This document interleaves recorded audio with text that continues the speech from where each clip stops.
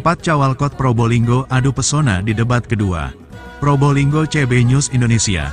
Debat publik kedua pemilihan kepala daerah Pilkada Kota Probolinggo akhirnya rampung pada Jumat tanggal 15 November tahun 2024 malam yang digelar di Gedung Widya Harja Jalan Panjaitan Kota Probolinggo. Namun debat yang diikuti oleh 4 kandidat pasangan calon paslon itu lebih meriah dibanding debat pertama.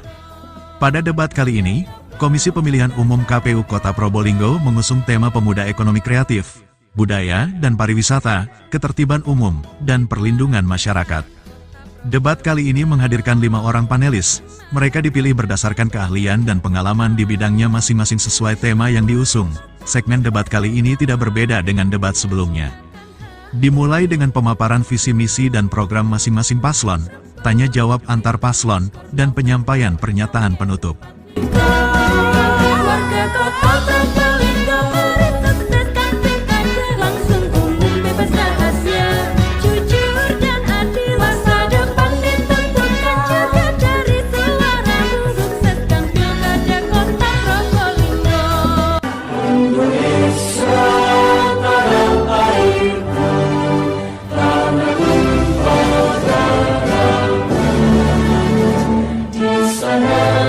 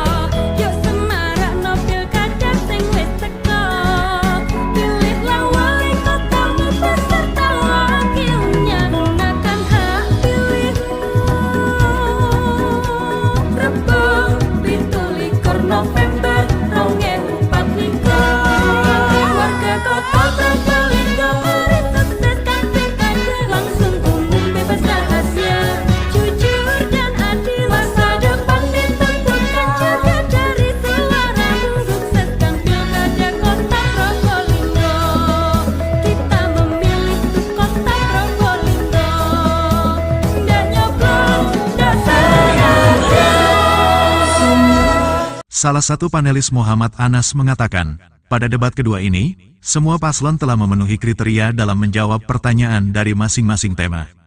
Kalau kita lihat, semua pertanyaan dijawab oleh semua paslon, dari 10 soal misalnya, semua terjawab meski ada 2 pertanyaan tidak terpakai karena itu bagian dari alternatif. Jelas Anas, Jumat tanggal 15 November tahun 2024 malam. Usai debat, Ketua KPU Kota Probolinggo Radvan Faisal menjelaskan, debat ini bukan sekedar ajang pertarungan ide, namun juga sebagai wadah bagi paslon untuk mengedukasi masyarakat tentang visi misi dan program-program yang mereka tawarkan. Ada beberapa hal yang menurutnya sudah ada peningkatan dibanding debat pertama, yakni tentang teknis pelaksanaan dan kondusivitas masing-masing paslon. Tidak hanya itu, soal substansi debat sudah disesuaikan dengan kewenangan dan kebijakan kepala daerah yang disesuaikan dengan isu-isu terkini. Usai para paslon menyampaikan paparan sesuai tema, Para pemilih diharapkan dapat membuat keputusan yang cerdas saat pilkada nanti, jelas Radvan, Jumat tanggal 15 November tahun 2024 malam. Salah satu tema yang diangkat yaitu tentang pemuda. Berdasarkan catatan KPU, dari 179.416 daftar pemilih tetap DPT di kota Probolinggo, 56%-nya adalah pemuda. Dari hal itu, isu-isu ini menjadi fokus utama dalam debat kali ini. Sebagai upaya mendengar aspirasi dan kebutuhan generasi muda di kota Probolinggo, jelas Radvan Faisal. Untuk diketahui, debat ketiga akan digelar pada tanggal 18 November tahun 2024.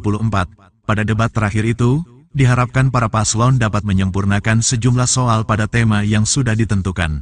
Mamat Abdullah dan Gogon Harum, koresponden CB News Indonesia mengabarkan dari kota Probolinggo, Jawa Timur.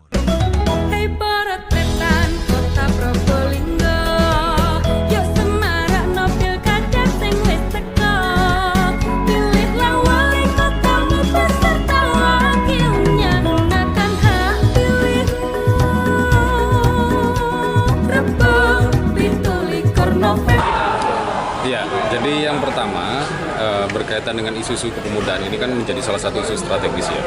Berbicara misalnya soal pemilih daftar pemilih tetap yang berkategori pemuda, katakanlah sampai 40, usia 40, itu jumlahnya itu 156% ya.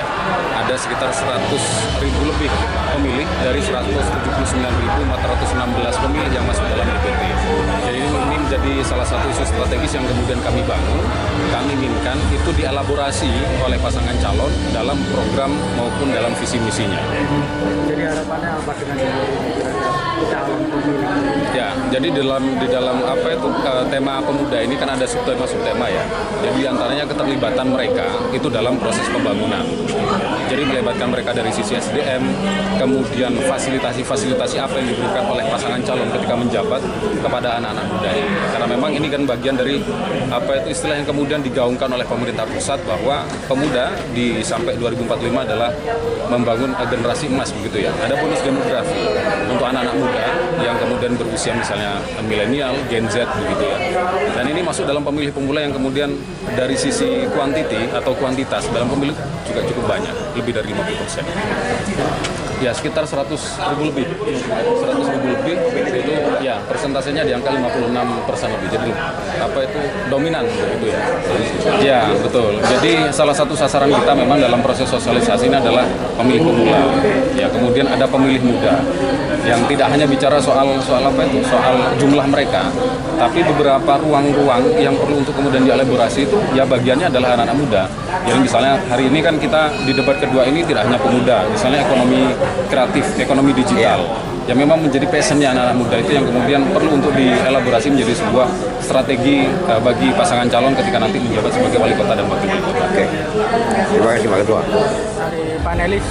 Kalau panelis itu hanya menyajikan ya, tidak boleh menilai atas jawaban dari pasangan calon. Jadi semua soal yang kami buat itu berdasarkan dari tim perumus. Kami tidak keluar dari rumusan dari tim perumus yang sudah mengkategorisasikan tema maupun subtemanya. Jadi semuanya kami tuangkan dalam pertanyaan yang sudah kami sajikan tadi. Tapi secara garis besar apakah 4 calon ini sudah menjawab pertanyaan yang diberikan? Hampir semuanya sudah terjawab.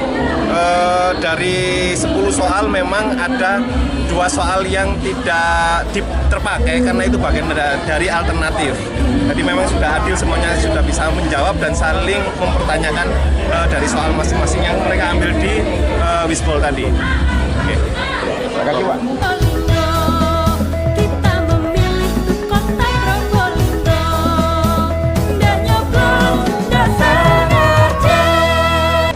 Perlu disampaikan masyarakat bahwa kita harus membuat kota ini menjadi lebih ramai karena permasalahan UMKM kita ini kan pemasaran, termasuk di pasar-pasar tradisional kita itu kurang sekali pembeli. Kenapa? Karena memang yang namanya pembeli ini yang tidak ada. Kemampuan daya beli masyarakat dengan yang saya sebut tadi Gini rasio itu memang sangat rendah. Nah ini harus kita tingkatkan dengan banyak investasi dari luar masuk, walaupun itu bentuknya perorangan. Maka salah satu cara yang paling mudah itu adalah mengembangkan pariwisata. Pariwisata ini perlu event. Orang lewat itu setiap hari harus bertanya, pasti bertanya, bagaimana ini ada acara apa di sini? Ya, pasti itu.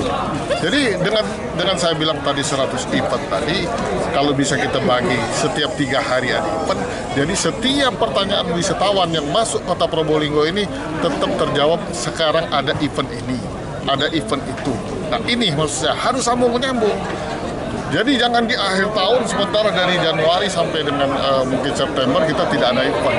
Jadi orang bertanya ke sini mau ngapain ya? Akhirnya lewat saja. Mencolot nih. Ya, nah ini sebetulnya dibandingkan misalnya taruhlah kita lihat Bali, misalnya. Atau yang paling dekat lah Banyuwangi.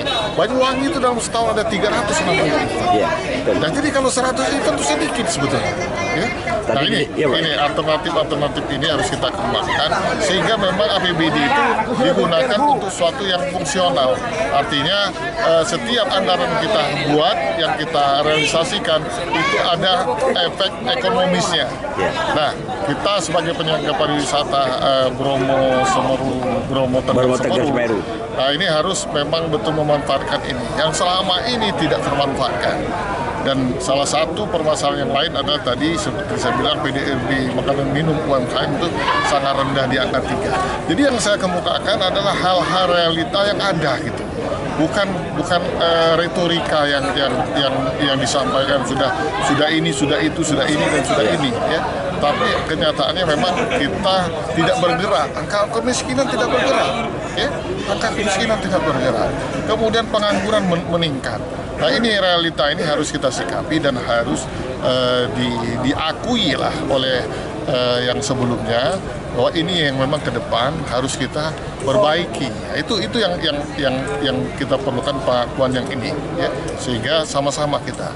Nah, debat ini merupakan suatu media yang sangat baik untuk sosialisasi kepada masyarakat sehingga masyarakat yang betul-betul tahu kondisi yang sekarang ini bagaimana dan nanti ke depan akan dibawa kemana.